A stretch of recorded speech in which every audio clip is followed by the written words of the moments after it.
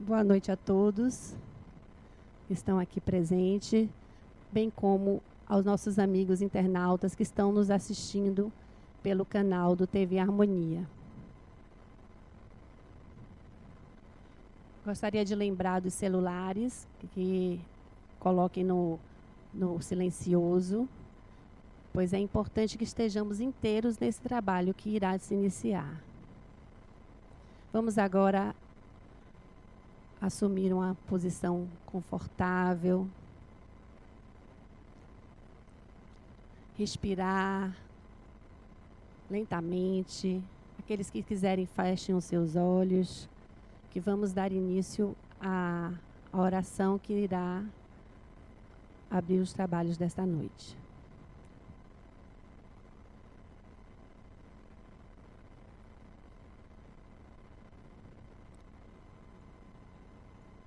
Elevemos nosso pensamento a Deus, pedindo que tenhamos inspiração divina para ver as oportunidades que a vida nos oferece, a fim de que possamos sempre nos melhorar.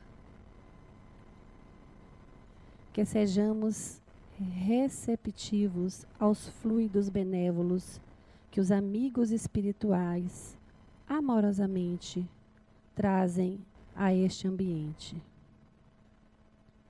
Que nesta noite possamos renovar nossos corações com a consciência da nossa responsabilidade para conosco e para com o próximo, que precisa de amor e de harmonia. Senhor, ilumina o nosso palestrante desta noite e os trabalhadores que desenvolverão as tarefas de hoje, para que todas as suas ações sejam movidas pelo amor. Que assim seja. Temos o prazer de estar aqui conosco hoje, nossa primeira quarta-feira do ano, Adenauer Novaes, que é psicólogo, diretor desta casa, que irá nos falar sobre o tema O Espelho da Vida. Meus irmãos, muita paz. É muito comum termos dificuldade em discernir o que são nossos pensamentos daqueles que se originam da influência dos espíritos. Temos dúvidas, nos perguntamos, será que fui eu? Será que esse pensamento me pertence? Será de algum espírito? A nossa vida material dificulta esse discernimento, porque enquadramos a origem dos nossos pensamentos num único ponto, numa única origem. Desconhecemos como funciona a nossa mente, o que é a mente, que aparelho é este, qual a diferença entre mente e espírito, ou qual é a diferença entre eu e minha mente. Nem sempre conseguimos esclarecimentos a respeito. A nossa mente é um aparelho, como um órgão de um corpo. Da mesma maneira que o coração funciona independentemente do cérebro, a nossa mente funciona independentemente do eu, da consciência, independentemente do espírito, porque é um aparelho, porque tem propriedades, porque funciona com seus automatismos.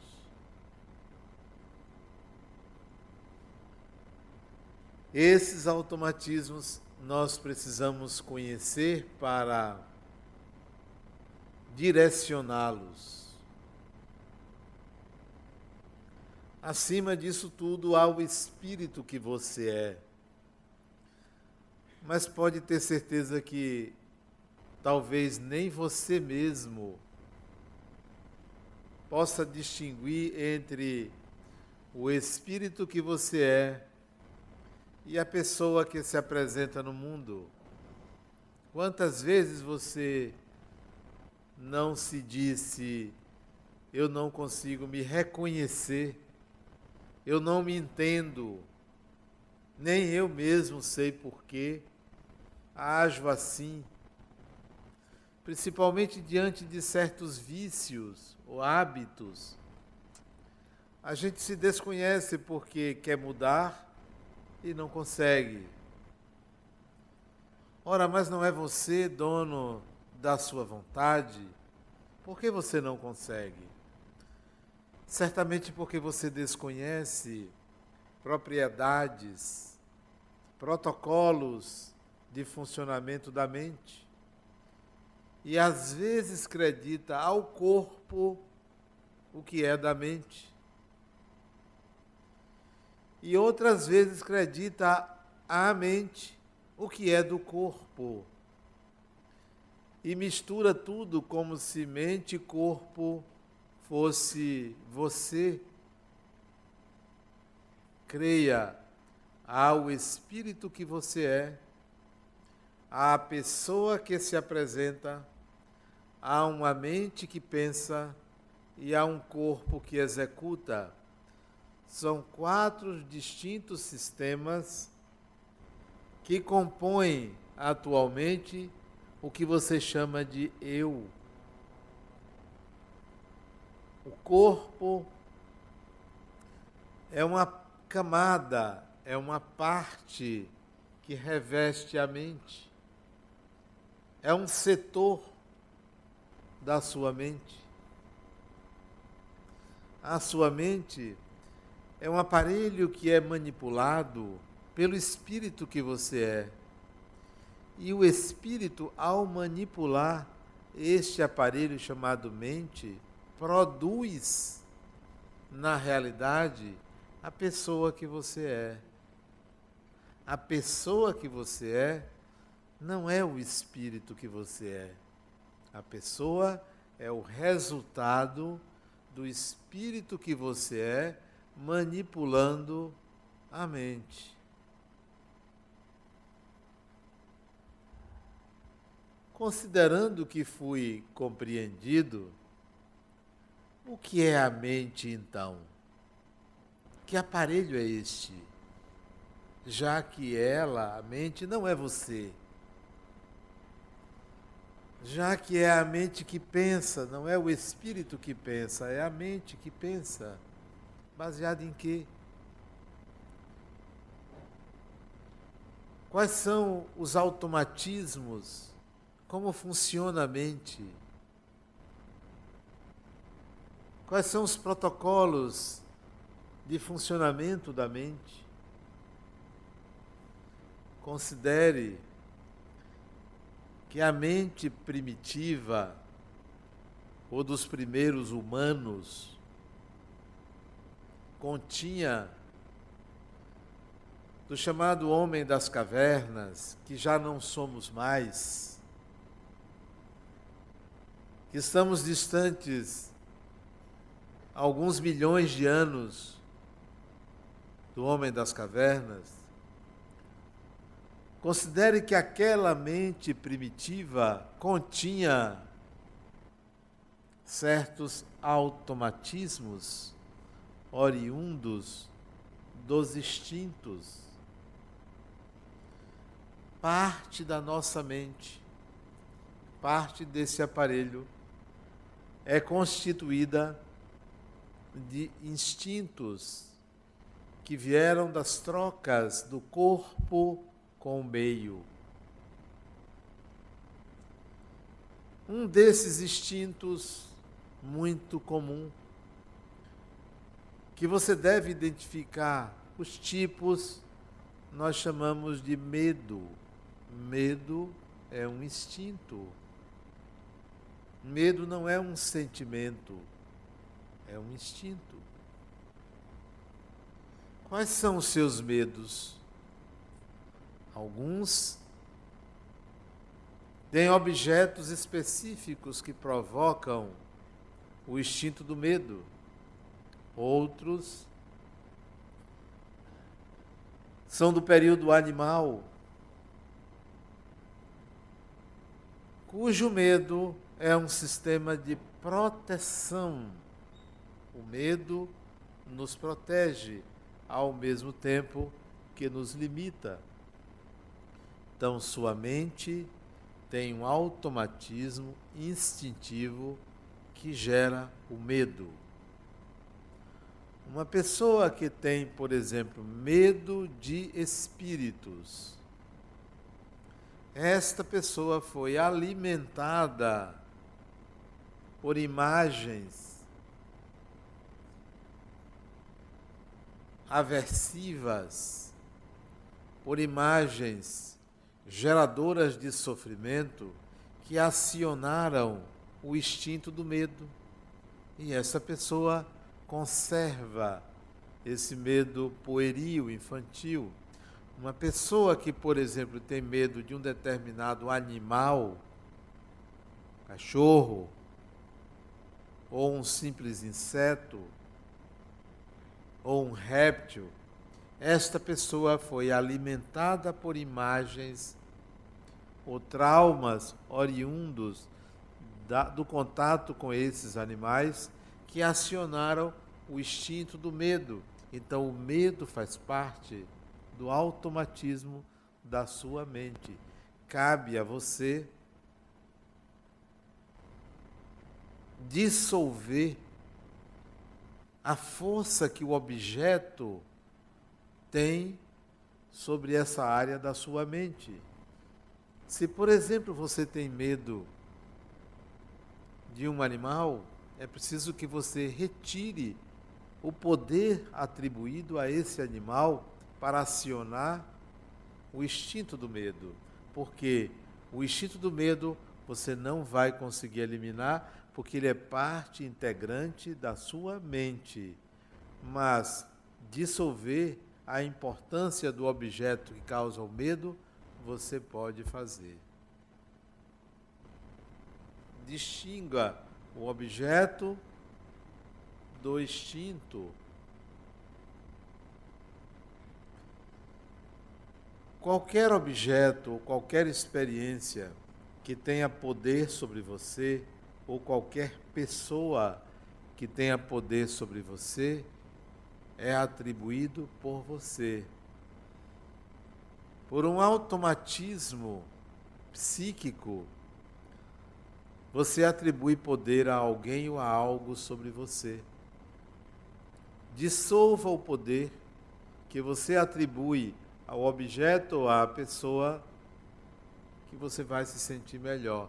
Você só não poderá eliminar a capacidade de atribuir poder a algo ou a alguém, porque isso é parte do automatismo psíquico. As palavras que você ouviu na infância, sobretudo no período que vai da primeira à segunda infância, até em torno dos 6 anos de idade, essas palavras, aqueles sons, reverberam dentro da sua mente, provocando reações que perseguem toda a sua vida, gerando fantasias, imagens primordiais que determinam o seu comportamento. Então, cuide para que, hoje, ao lidar com crianças nessa faixa de idade, até 6 anos, 7 anos, 8 anos, que seja, que imagens você está gerando na mente dessas crianças? O que você está provocando que surja na mente dessas crianças? Porque isso vai ser guardado num compartimento da memória, da mente, que vai perseguir durante toda a encarnação. as fantasias que você gerou, que você criou na infância, impulsionam você até hoje, mas você não se lembra delas, mas elas fazem parte deste aparelho chamado mente. Elas ficam guardadas numa área que movimenta o desejo, que impulsiona o desejo. A mente, portanto, tem uma série de funções, de compartimentos que são acionadas a depender da volição, da vontade do eu. É muito simples, se você quiser, dominar seus pensamentos, porque eles são produzidos pela mente e não por você. Você, se quiser, pode dizer assim: eu não quero pensar sobre isto, eu quero pensar sobre aquilo, ou sobre aquilo outro. Eu quero pensar durante determinado tempo e não todo o tempo. Tudo isso você pode fazer se você entender que é você que comanda a qualidade, a quantidade, o tipo de pensamento que é gerado em sua mente. A diferença entre o seu pensar e o pensar de seus pais, nem sempre é possível ser percebida até a adolescência. Você começa a perceber a diferença entre o seu pensar e o pensar de seus pais a partir da adolescência. Mas muitos, até a velhice, ainda pensam como seus pais pensavam, ainda se relacionam como seus pais se relacionavam, ainda elaboram a vida como seus pais elaboravam, porque não conseguem distinguir entre si, entre a própria pessoa e os pensamentos que foram armazenados, oriundos das experiências vividas com seus pais. O espírito é o senhor da mente. Até que você tenha consciência de que você é um espírito que utiliza a mente, você ainda vai pensar que é a mente que conduz a sua vida, quando na realidade é você. Muitos sofrem, muitos geram karmas sem necessidade. Muitos espíritos passam na encarnação por expiações geradas pela própria maneira de pensar. Porque não há punição divina. Deus não pune criatura alguma. É o próprio ser humano que interpreta o que se passa na sua mente, gerando culpa e simultaneamente atraindo experiências aliviadoras da sua culpa. Tudo se passa no interior da sua mente. Fundamental que você se conheça para estabelecer a distinção entre você e a mente que pensa. Quanto mais você se conhecer, quanto mais você entender que espírito você é, menos você vai atribuir ao destino o que lhe acontece. Quanto mais você se desconhece, mais você vai acreditar no acaso, na sorte, no destino. Quanto menos você se conhece, portanto, quanto mais você se desconhece, mais você vai atribuir a outra pessoa os problemas que lhe acontecem. E assim vivemos num caldeirão de ocorrências em que estamos sempre terceirizando as responsabilidades pelo que nos acontece, porque a gente desconhece quem nós somos. Comece a fazer a distinção entre você e sua mente.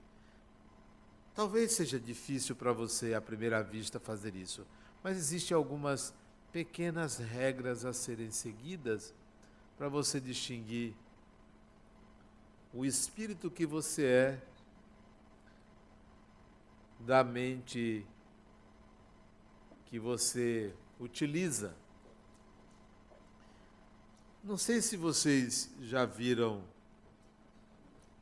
uma lagartixa quando perde o rabo. Alguém já viu? Que o rabo fica balançando sozinho?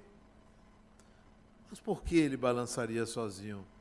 Será que o cérebro da lagartixa, não sei nem se lagartixa tem cérebro, está no rabo? É para você perceber que o corpo nada mais é do que uma máquina dotada de uma modalidade, uma qualidade de energia chamada fluido vital, mas que pouca diferença tem de um computador. Pouca diferença, pequena diferença.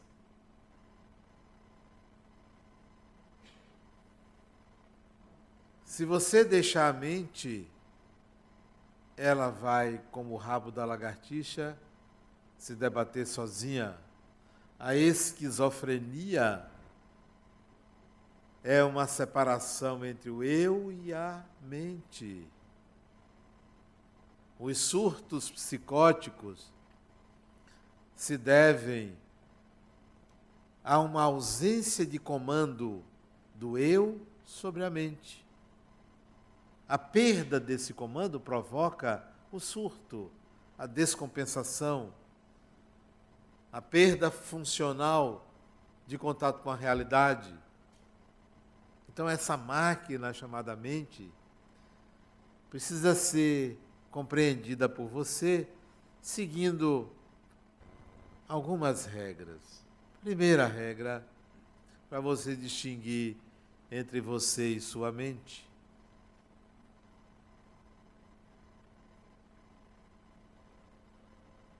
Não tenha medo do pensar. Não tenha medo de enlouquecer. Porque o enlouquecer nada mais é do que perder o controle da mente. Como um motorista que perde o controle da direção porque a barra quebrou. O enlouquecimento é a perda do controle da mente. Observe suas tendências. Não é o que você está pensando. Tendências e não pensamentos. Há quem tenha medo de pensamento negativo. Olha que coisa infantil. Há quem fique preocupado em afastar pensamentos negativos. Olha que coisa tão primária. Típico de uma criança. Por que você teme um pensamento negativo se ele pertence à sua mente? Ele não é seu, ele é da mente. Trate ele com respeito. Trate ele com respeito. Então, um pensamento negativo que eu tenho aqui agora, por exemplo, se eu pensar agora que eu vou bater o carro, ter um acidente, aí eu vou fazer uma oração para afastar o pensamento negativo. Que coisa infantil. por que não aprender a lidar com o pensamento negativo e dizer assim: Adenauer, se você bater o carro, chame o seguro. Bom, você não tem seguro, então você vai ter que arcar com algumas despesas. Bom, mas vai atrasar um compromisso que você tenha. Chegarei atrasado no compromisso. Ah, mas pode haver um trauma no seu corpo, você pode quebrar uma perna, desencarnar. Grande coisa.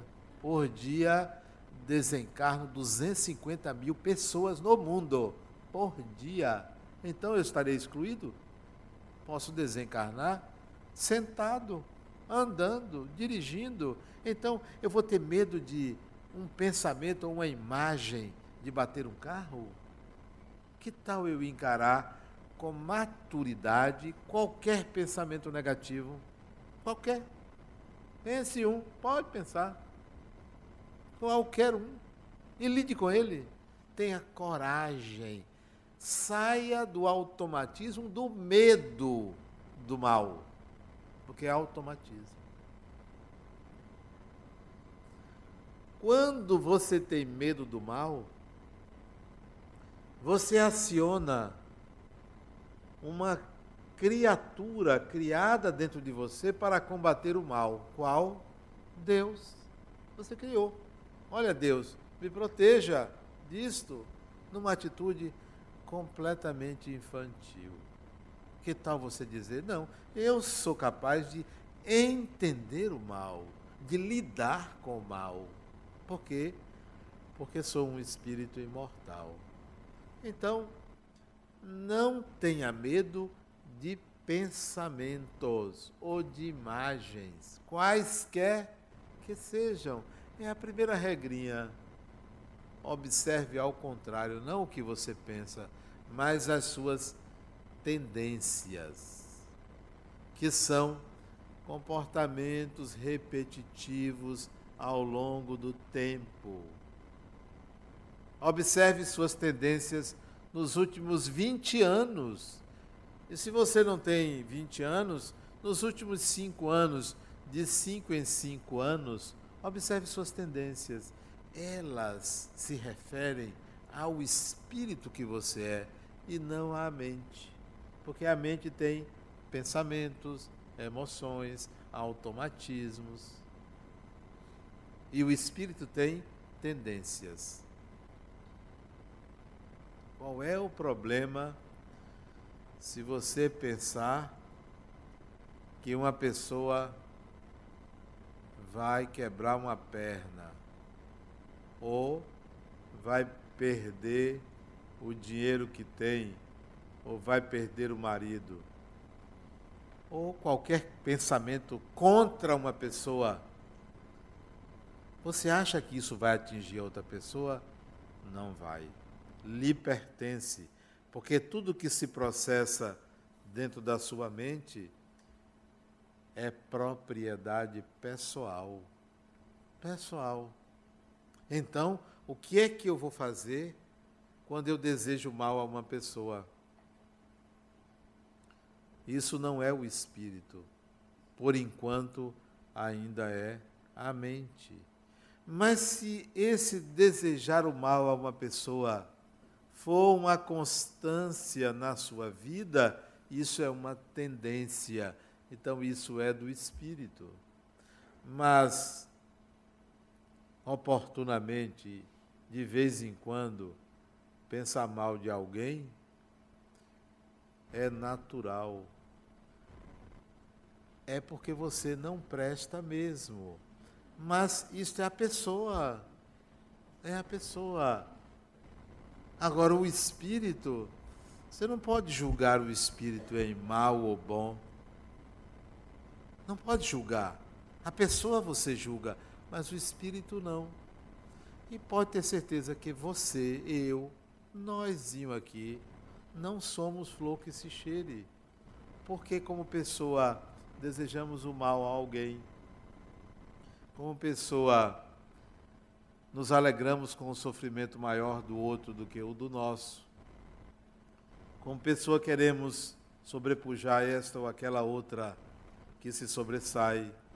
Isso é da pessoa. Agora, se você faz isso sistematicamente, além da pessoa não prestar, o espírito que você é inferior mesmo. Porque a pessoa não presta, mas o espírito pode ser melhorzinho. Tendências devem ser observadas para que você tenha uma ideia de quem é você. Bom, se é assim, se a mente é um aparelho onde estão armazenadas o que resulta das experiências do espírito, suas experiências nas várias encarnações estão guardadas na sua mente. Muitas você não lembra. Muitas, não lembra. Como você não lembra o que comeu no dia 12 de setembro do ano passado? Alguém lembra aqui o que comeu meio-dia? Ninguém lembra. Para que lembrar? Não tem a menor necessidade. É igual a lembrar o nome dos jogadores de um time de futebol. Para quê? E tem gente que sabe. Lembra da roupa que fulana usou no casamento de não sei quem. Para quê? Cultura inútil. Então, eu não preciso me lembrar das minhas vidas passadas. Não preciso. Sabe por quê? Porque o que está na minha mente é o que resultou daquelas experiências. Como está na sua mente o que resultou do que você comeu no dia 12 de setembro? O que resultou? Satisfação. Saciou a fome. Pronto. Porque deve-se comer apenas para saciar a fome. Quem come mais do que precisa para saciar a fome, está saciando a ansiedade. E é um péssimo meio de resolver a ansiedade, é comendo. Está na sua mente o que resultou das experiências que o espírito que você é viveu no tempo. Como você está guardando na sua mente o que resulta dessa experiência coletiva. Está aí. Daqui a 100 anos, você não precisa se lembrar deste momento, porque o prazer de estar me escutando, e eu sei que tenho essa vaidade, é o que resulta desse momento, além de gerar reflexões posteriores. Porque o momento em si, isso passa. Todos os momentos devem passar, devem ser compreendidos pelo que resulta. Isso está na sua mente. Use. Então, se é assim, se você é o espírito que tem tendências e a mente é o aparelho onde estão armazenadas as lembranças ou o que resultou das experiências, onde estão as imagens geradas pelas experiências, que tal você começar a moldar a mente a serviço do espírito que você é? Imagine que você tem o hábito de lamentar-se. Hábito, automatismo. Como pode ter o hábito ou automatismo de se vitimar?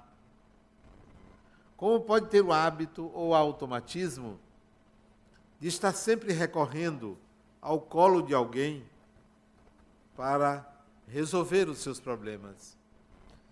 São automatismos. Você pode mudar isto. Se você reconhece que é assim, você pode mudar. Basta que você comece um programa planejado de modificação do automatismo psíquico. Não vou mais recorrer ao colo de alguém quando me vir em situações de conflito. Não vou mais lamentar pela vida que levo, porque a vida que levo é o que eu levo da vida. Não vou mais me lamentar.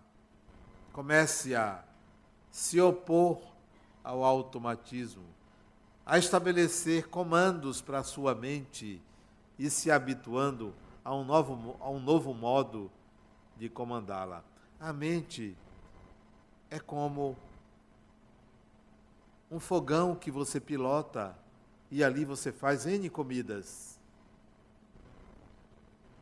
E você pode aumentar o fogo de uma boca, diminuir, pode usar o forno, pode usar de N maneiras para fazer vários tipos de alimentos. Então, pense assim da sua mente. Comande ela. Você só não consegue comandar um compartimento da mente diretamente vinculado, esse compartimento, ao seu coração. Esse você não manda, não consegue. Não há quem consiga mandar. Porque o sistema de comando do mundo emocional é diferente do sistema de comando do mundo racional, ou da dimensão racional. Enquanto a mente racional você pode comandar com certas decisões, a mente emocional, seu mundo emocional, não é pela mesma via, não é por comandos racionais. Você jamais conseguirá intento se você disser assim: eu não quero gostar dessa pessoa. Não é assim. Ou então, eu quero gostar dessa pessoa. Não obedece. A mente não obedece comandos dessa forma no que diz respeito à dimensão emocional. Se você quer dirigir a sua mente emocional, se você quer organizar o seu mundo emocional, a via é outra. A via é outra. Começa com a capacidade de entrega. Continua com a capacidade de estabelecer a empatia. Eu vou relatar uma experiência para vocês que só aconteceu 2 vezes na minha vida. Eu sou psicólogo agora, na primeira semana de fevereiro, completarei 23 anos de atuação profissional. E só 2 vezes eu me vi em situações desse tipo. Veja que a gente não comanda a vida emocional. E eu sou um profissional muito consciente do meu lugar numa terapia.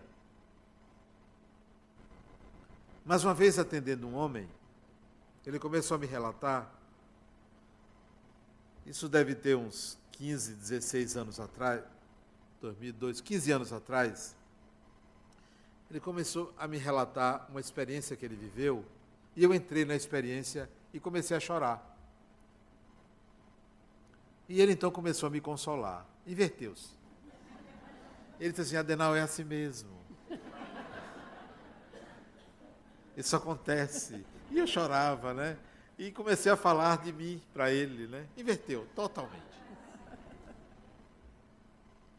Ele falou, eu também vivi a mesma forma, da mesma maneira, né? Aí ele começou a dizer, veja que eu procedi de tal maneira, você também pode pensar assim. E foi uma inversão total. E eu me emocionei bastante. E vou relatar para vocês do que ele estava falando. Sabe o que era? A relação dele com a mãe dele. E tocou na minha relação com minha mãe. E aí eu chorei. Chorei e não consegui controlar. Por mais que eu dissesse, Adenal, você está trabalhando, é sua profissão. Eu dizia isso para mim. Olha o comando racional e a não obediência à razão.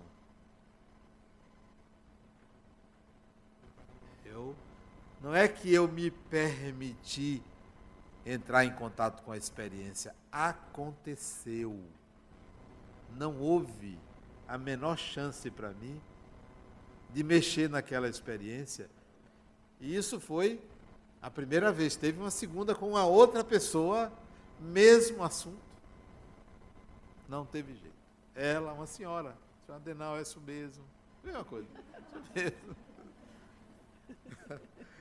É engraçado isso, porque... Sim, mas outras pessoas já me relataram experiências com a mãe, não me tocaram. Mas essas duas, por razões desconhecidas minhas, me tocaram. Outras pessoas já me relataram experiências muito parecidas com a que eu vivi com minha mãe, e não me tocaram de jeito nenhum. Mas essas duas, não teve jeito. Talvez pelo momento, ou alguma particularidade que eu desconheço. Então, mexer com o mundo das emoções, com a parte emocional da sua mente, não obedece à razão. É preciso desenvolver uma habilidade. Desenvolver. Essa habilidade começa quando você se entrega. Se entrega. Tem a capacidade de se entregar, confiar. Quando você desenvolve a capacidade de ter empatia. Quando você reconhece a fragilidade.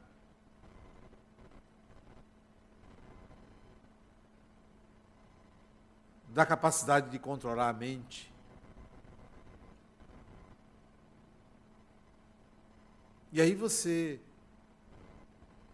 desenvolve uma habilidade de manipular suas emoções, manipular no bom sentido, onde a razão não entra, onde é um jeitinho, uma forma suave de lidar com a vida emocional. E é extremamente caro isto. Então, a nossa mente é um aparelho em que ocorre ali dentro a alquimia que mistura emoções, sentimentos, pensamentos, ecos de pensamento, fantasias, medos, imagens de experiências vividas, e que você tem que observar isso como quem está dirigindo uma cena de um teatro, como quem está coordenando atores, diferentes atores do processo. E esse diretor é o mesmo ator, é o mesmo cenário, que é você, espírito.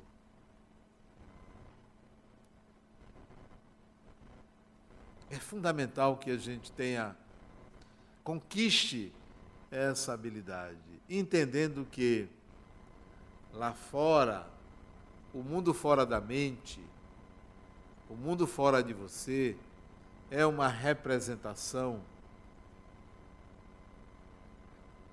porque é você que dá colorido ao mundo lá fora, é uma representação de quem você é.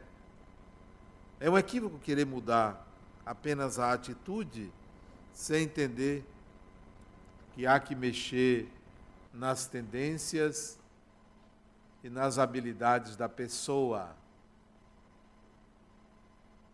Por essa razão é que Emmanuel, ou é André Luiz, não lembro o autor da mensagem, Espelho da Vida. Emmanuel. André Luiz, Emmanuel. É tanto nome. Eu uma vez fui conversar com um espírito, né? Isso tem muitos anos, eu era jovem, acho que eu tinha uns 18 anos, conversar com a entidade.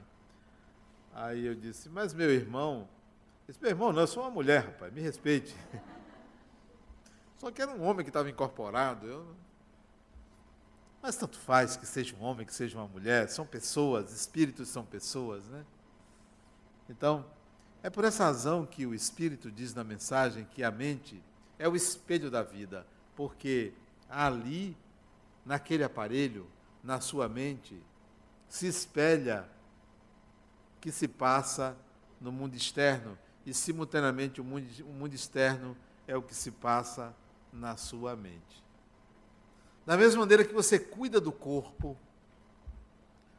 da mesma maneira que você penteia o cabelo, da mesma maneira que você faz sua higiene corporal, que você corta suas unhas, que você veste uma roupa bonita, que tal você fazer isso com a sua mente? Burilá-la, fazê-la iluminar-se pela habilidade do Espírito que você é, que não é um ser mau nem bom, é apenas a criatura de Deus. Você é a criatura de Deus.